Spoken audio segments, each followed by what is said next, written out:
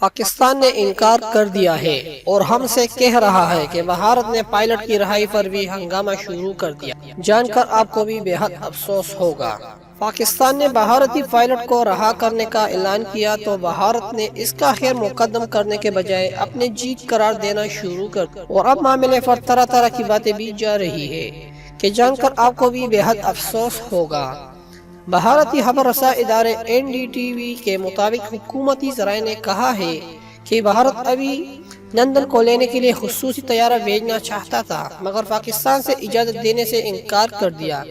پاکستان کے وزیر اعظم عمران خان نے ونگ کمانڈر ابھی لندن کو رہا کرنے کا اعلان کیا تھا، لیکن اس کی واپسی کے طریقہ کار کو پیچیدہ بنا دیا گیا ہے۔ رپورٹ میں کہا گیا ہے کہ ابھی لندن کی واپسی کے دو طریقہ کار تھے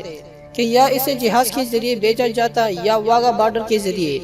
اور بھارتی حکام چاہتے ہیں کہ ابھی لندن میڈیا کے سامنے نہ آئے، اور یہی وجہ ہے کہ وہ اسے واگا بارڈر کے راستے نہیں لینا چاہتے،